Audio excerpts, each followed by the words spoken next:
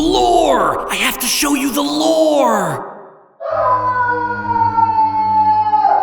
Hello, Internet! Welcome to Film Theory, the show that knows that going onto YouTube can be like no clipping into the back rooms. You're minding your own business when suddenly it's days later and you have no idea how you've watched so many padlock reviews. A very, very beefy and very robust lock. Oh, would you look at the shackle on that baby. Shout out to Lockpicking Lawyer, by the way, for teaching me way more about locks than I thought a human brain could consume. Anyway, today we're returning to the mono yellow walls and ceaseless hum-buzzing fluorescence of the back rooms. In case you need to catch up, the Backrooms is an analog horror series here on YouTube.com created by indie filmmaker Caiterpillart. The initial video Cain uploaded in January of 2022 absolutely exploded in popularity, gaining over 43 million views and becoming the 7th most watched video on YouTube of the entire year, all thanks to its unique atmosphere, clever scares, and fantastic production quality. It was also built for theorists like us, filled to the brim with awesome ideas and hidden lore for us to decode. In fact, towards the end of the year, Steph and I even gave Caiterpillart a Streamy Award to honor him for all his incredible work. This is a box that was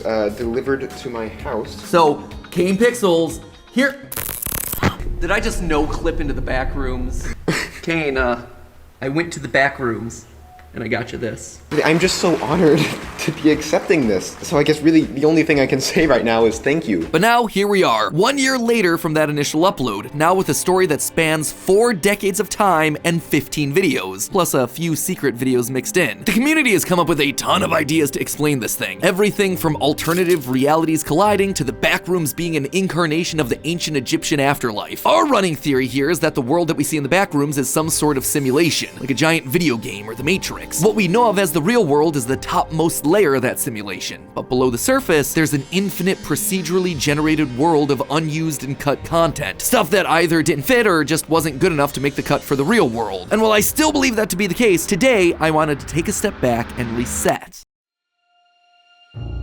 The Backrooms is a tricky series to talk about. Nothing is presented in chronological order, and things tend to jump back and forth in time, with some earlier videos referencing events from later videos that haven't technically happened yet. Heck, the very first video that Cain ever uploaded is currently one of the last ones in the timeline. So today, I wanted to do something a little different. I wanted to sit down and make a definitive timeline of exactly what's happened and when, so we can get ourselves a clear overview of everything that's going on in this giant mystery that Cain's crafting. And in doing this, in seeing what fits where, and more importantly, what doesn't fit where, we'll be able to learn a lot more about this story. Spoiler alert, friends, there appears to be a massive time loop we're dealing with, and we might just be witnessing the collapse of an entire universe. Jump into those hazmat suits and hold on to the red guideline, friends. We're going in. The very first event that we see in the series actually comes from the most recent upload as I'm writing this script, Overflow. This video takes place on August 7th, 1972, as we can see thanks to the signature of a man named Ivan Beck. Over the course of this 2-minute video, we also hear a radio broadcast about the Lend-Lease Agreement, which happened between the United States and USSR in, you guessed it, 1972. We watch as an electrical or radio station is overtaken by a green glow that shakes everything violently before suddenly cutting to black. Remember that green light? It's gonna be important for us later. The video ends with the night sky now mirror reflected. Something in this universe has fundamentally changed. From there, we fast forward by about a decade to the early 1980s, when a Central California-based company called Async begins researching electromagnetism. On May 10th, 1982, we see one such test of a strange electromagnetic device in the video Prototype. Over the next several years, Async would refine this prototype into Project KV-31, otherwise known as the Low Proximity Magnetic Distortion System. On July 2nd, 1988, Async performs a failed 3rd test of the system, but it's their 6th test that really matters. On October 17th, 1989 at 5:04 p.m. Pacific, they power up the system one more time and successfully open a portal to the Backrooms. They have made first contact. However, this move has dire consequences. 5:04 p.m. was the exact time of a real-world magnitude 6.9 earthquake that hit California, killing 63 and injuring thousands more. All of this is confirmed in archival footage found in the secret video collateral.mov, and that's not the worst of it. From that point forward, the world is just glitched. Small, unseen portals into and out of the backroom start popping up everywhere. People begin no-clipping through reality, never to be seen again. Starting in October of 1989, the number of missing persons reports skyrockets. This is confirmed in the video titled Missing Persons. Obvious video title is obvious. We soon learn that some of these portals are even big enough for entire cars to slip through, like we see in a secret undated video that must come from around the same period. Meanwhile, back in the lab, Async begins to send in research teams. On February 3rd of 1990, they begin their first mission. Inside the backrooms, this team of scientists discover the body of Nicholas Bolton, one of the people called out as having gone missing. Fun fact, the picture used for Bolton here is actually the senior photograph of Nathan Barnett, whom you might recognize as Dad from one of my other favorite creepy YouTube series that we've covered here on the channel several times. Go figure, it's almost like subscribing to this channel is a great way to learn about all the coolest series that you should be watching right now. Just a random thought that popped into my head, but you know, the subscribe button is down below this video in case you want to use it. Interestingly, Nicholas's body is covered in what appears to be some sort of black moldy growth. 2 days later, on February 5th, in the video autopsy report, the medical report on Bolton's body shows that it contains a mutant strain of Bacillus bacteria, which is slowing decay of some parts of the body while completely overtaking others. The coroner questions Async about where they found this thing.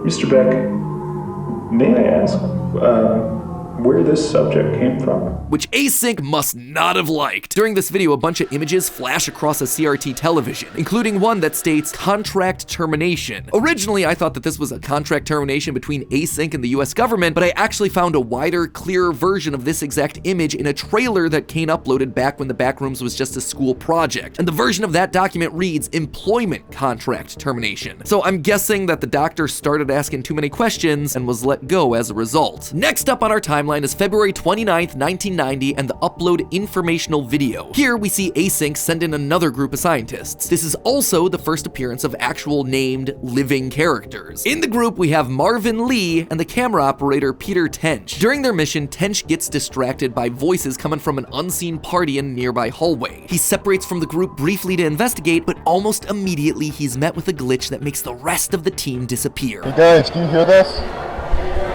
Hey!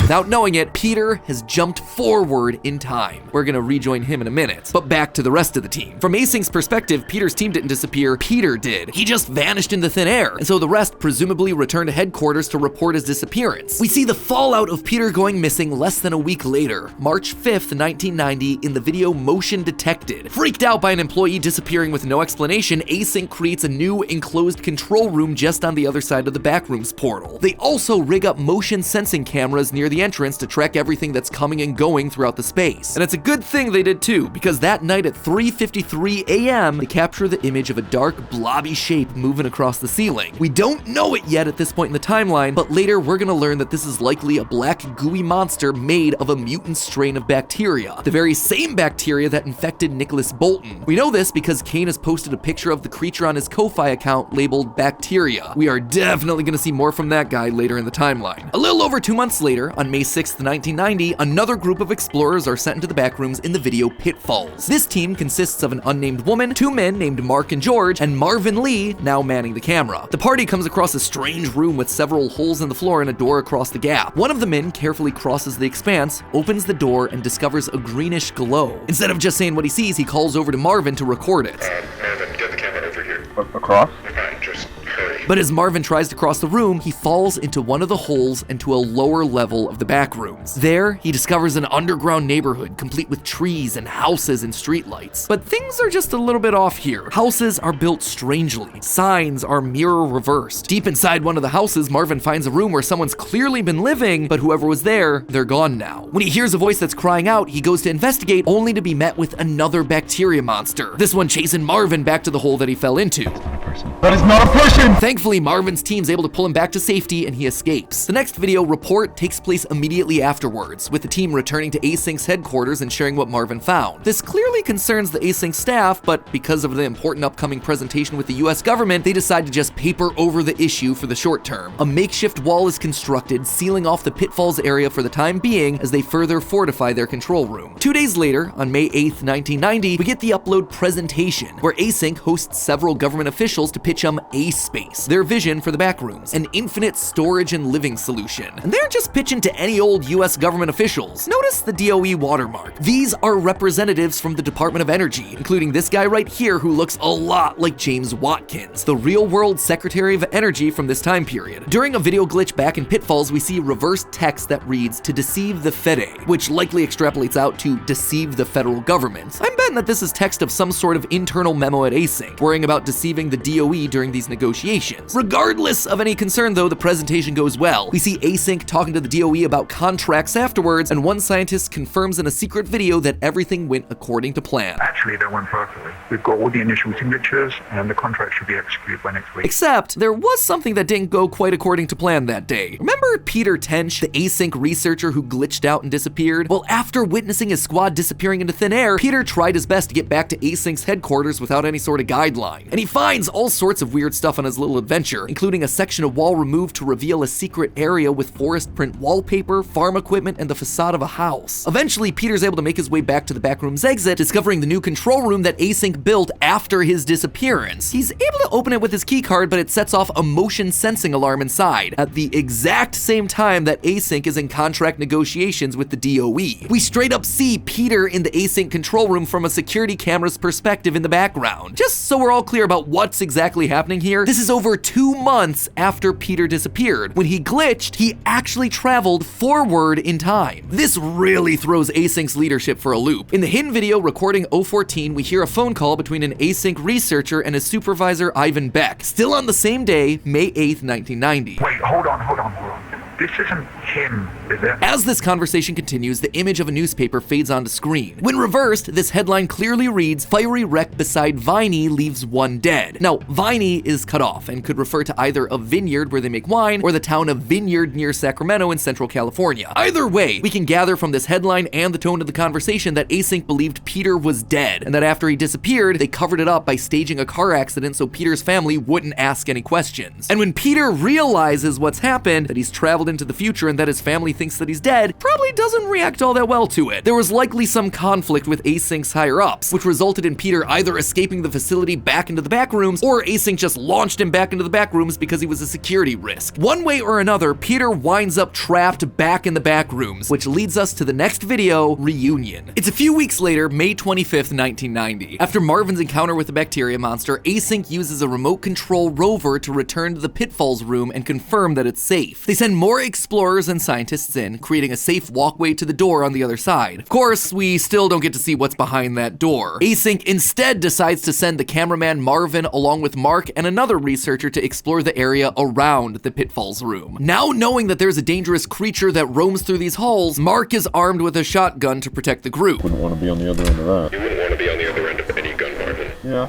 that's probably true. The trio head into a new area with no ceiling lights and floors made from white concrete epoxy instead of carpets. It's here that they discover evidence that someone's been living in this area. Tiles have been knocked off of the ceiling, seemingly as a trail to follow, and a map has been etched into one of the walls. However, before the group can really speculate about what's going on, they're ambushed by someone who grabs Mark's shotgun. Peter?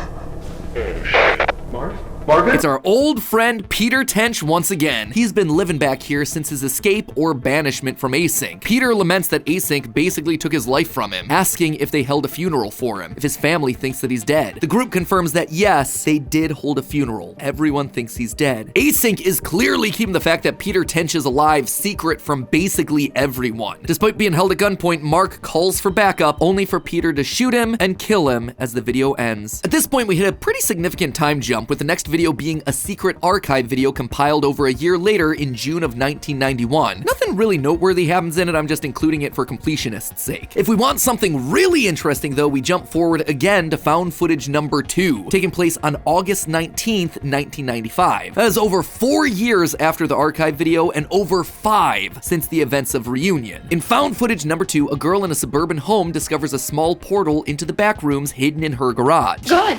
God, it went into the... After experimenting with it for a bit, she's pulled in. Inside the back rooms, she finds strange giant furniture, a locked door that she can't open, and perhaps most strangely, a car crashed into a wall. This is clearly a car that no-clipped in from the real world. Now, I originally thought that this was the car that no-clipped off the freeway that we saw in a Secret Numbers video, but Koen confirms that it's actually a different vehicle. Given that Koen also confirmed that the Numbers car wasn't Margaret Watson's car like I previously thought, that means that at least 3 cars have no-clipped into the back rooms. If I had a nickel for every time that happened, I mean, I'd have 3 nickels. It's not a lot, but it is weird that it's happened at least 3 times. Anyway, the girl follows a trail of blood from the driver of the car into an area of the back rooms that looks more residential, but she doesn't find a body. Instead, she finds a room overtaken by black vines. These aren't just any old, creepy plants, it's the bacteria monster, who comes to life and starts chasing the girl. She runs back through everything that she's explored thus far, jumping down into a lower level that resembles indoor swimming pools. Eventually, she winds up at a dead end, but before the monster can get her, the room is engulfed in a strange green light that causes the camera to black out. All of this leads us back to the very first video that Koen uploaded in the series, found footage number 1. In this video, recovered by Async on September 23rd, 1996, we see an indie movie director named Koen filming with his friends before he trips and no-clips into the back rooms. After exploring around for a bit, finding weird architecture, items that are completely out of place, and markings left by previous people who no-clipped in, Koen encounters another bacteria monster. He runs away, chased by the creature before being cornered and presumably killed. As the monster takes him, his camera falls down a hole, no-clipping back out of the back rooms and into the real world. And while that's the end of the main uploads of the series, there is one final one that I should include in the timeline, the secret upload home27647.mov, which likely takes place during the early 2000s. This is just a home video with some glitchy sections and strange imagery, which I'm gonna touch on in a moment. How do I know that it takes place in the aughts? Thanks to this frame right here. See that TV over on the right? This sort of flat screen CRT television with the silver casing was popular back in the early to mid 2000s, meaning that at least part of the video was filmed around that time. So, stepping back and looking at everything laid out here, the main story follows Async's experiments, its employees, and its impact on the world. That much is obvious. But the more important story here seems to be the one that's hidden under the surface. Remember the green light that's popped up a few times over the series? It appears most prominently towards the end of the timeline in found footage number 2, but remember, it was also the first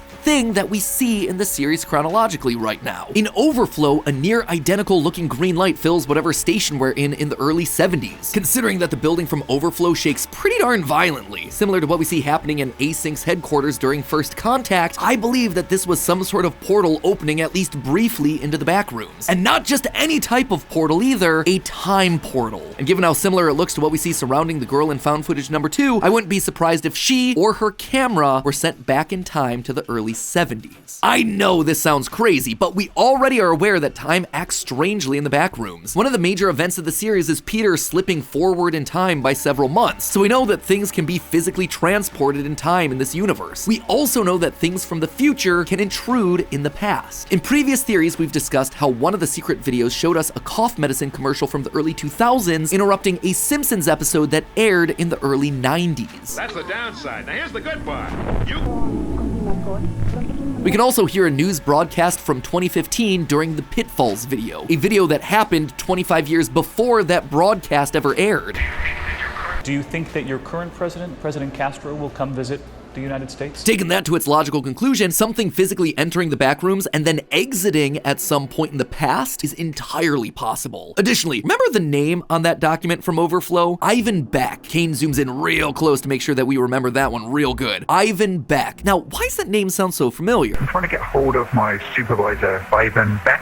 Mr. Beck, may I ask where this subject came from? Yep, Ivan Beck is a high-ranking Async official. I think that this girl from found footage 2, or at the very least her camera, made it back to the 1970s and into the hands of Ivan Beck and an early Async. That could be the whole inciting incident of the series, creating some sort of time loop paradox. Async gets a hold of this footage of the back rooms, which then makes them want to explore it. They open the gateway, which breaks reality, and eventually this girl no-clips in, winding up back in time, starting the loop over. This might even explain the name of the video, Overflow. Time is literally literally overflowing and running over the edge. What's more, during their exploration, Async may have just found themselves another time portal. The only other time that we see a greenish glow in the series is behind the door across the room in Pitfalls. And get a load of this. As Marvin is falling down the hole in that video, we see a camera glitch and text hidden within that reads, quote, "While data could be inferred from the readings, nobody knew what would actually be found on the other side." What if what they found was a portal to another time and place? That would certainly fit our description. Either way, whatever Async is doing, it is bad for the rest of us. One of the stranger moments of the series up until now has been this extended shot from the very beginning of Reunion, focusing on a coffee cup with the letters MLML and some coordinates on the front. Now at first, I thought this might be some Roman numeral, but it's not actually a valid Roman numeral. You can't have MLM as a sequence in Roman numerals. So I opened up our trusty old Google Maps and typed in the coordinates, giving us the rough location of the real-world Moss Landing Marine Laboratories. So that solves the MLML mystery, and a bit more digging shows us that this logo is actually a riff on a real one that Moss Landing has used in the past. But the ocean messaging doesn't end with MLML. In fact, I believe that we can actually decode the biggest theme of the series based on a video just drowning in ocean metaphors. You may have noticed that I haven't mentioned one of the mainline videos of the Backrooms canon yet. I Remember. Well, that's largely because we don't know where this one slots into the timeline. There's no date associated with it, so there's really no place to put it. In fact, I'm not really sure that the quote-unquote events that take place in this video are literal. The whole thing is just renderings of important places and people to the Async and Backrooms lore, angled and reflected like Inception or Doctor Strange, all as a voiceover narration reads a poetic passage. It's more of an artistic piece really, but it is considered part of the Backrooms canon. And here's the thing, the voiceover also has an ocean theme, just like that MLML reference. Just listen to what it says. I had a home once,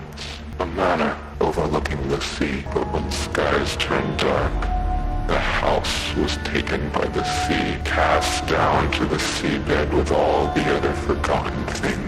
All spoken as we see images of the ocean, but also really take in what this video's saying. The speaker had a home that sat beside the sea, but it collapsed into it and sank to the bottom, forgotten. This is clearly a metaphor. We're not talking about houses and oceans, we're talking about the world and the Backrooms and Async's experiments making the world more and more unstable. Remember when I called out the last shot of Overflow? After the green light flares up and something from the Backrooms is sent back in time to here, we see the sky reflected at the earliest possible point in our timeline without any other Async experiments that we know of. But afterwards, we get more and more of that reflected imagery in I Remember as Async continues their experiments. This is even reflected in another line from I Remember. But I remember fleeting shells sinking ever slowly, folding downwards into themselves, forever tearing along the seams of the sky until nothing remains except the eternal ghost. The reflections, those are the seams along the sky. The tears in reality as everything starts to fall apart. This might have even happened before, in a previous reality or simulation of our world. In found footage number 2, we see parts of a home inside the Backrooms as the girl explores the area, including this part here with a strange banister and railway in front of an empty room. But here's the thing, this is almost identical to a room that we see in the secret Home 27647 video. Notice the unique bars on the railing? The way there's an open air entrance in the room behind it and a door off the right wall? This is the same architecture, but one is in the Backrooms and one is in our real world. Want more proof? The girl takes a prolonged look at this painting before the bacteria monster wakes up and starts chasing her. And in the secret video, we again get a prolonged look at that very same painting in the home. And remember, based on the TV we see here, this video was likely taken in the 2000s, several years before found footage 2 takes place. So how could these details be in the Backrooms now? Is it another time loop situation? Maybe. Or maybe it's because these are from previous iterations of our world, of the simulation that was destabilized and collapsed into the Backrooms. In other words, the house that fell into the sea. There's a map shown in the Home 27647 video of the Ptolemaic system, a geocentric model of the universe that suggests that the Earth is the unmoving center of everything. And isn't it interesting that this very specific map that Kane chose to include in this video is very yellow? The last line in I Remember is, You have always been here. You have always been here. Everything revolves around the Backrooms, whether it be in a time loop or a simulation or both. It's the center of everything in the world, and Async's meddling has doomed the world to collapse into the Backrooms once again, the house to fall back into the sea once again. You have always been here. In this series, in this world, the Backrooms has always been a part of it. We're just the layer on top waiting to collapse down into it, and laying out the story Kane's trying to tell here doesn't feel like our world has that much time left. But hey, that's just a theory. A film theory. And cut.